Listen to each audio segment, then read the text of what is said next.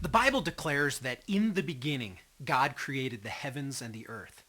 And mainstream science now declares that time, space, matter, energy all had a beginning.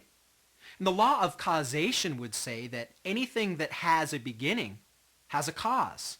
And since everybody now agrees that the universe had a beginning, then we should all agree that the universe had a cause.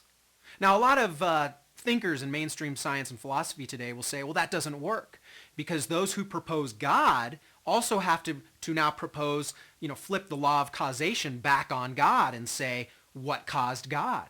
So if you're going to use the law of causation for the universe, then you also need to apply the law of causation to God himself. But that's not what the law of causation says, especially in the Kalam argument, which is the most recent formulation of the law of causation. It says that anything that has a beginning has a cause. And thus, if something had a beginning, it has a cause, and you have to agree. But the declarative factor there is anything that has a beginning.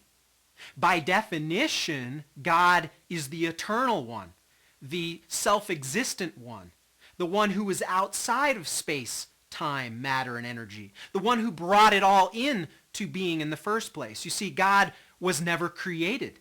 He is the eternal one. And so therefore, the law of causation does apply in the case of the universe.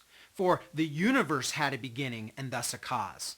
But God did not have a beginning and thus does not require a cause.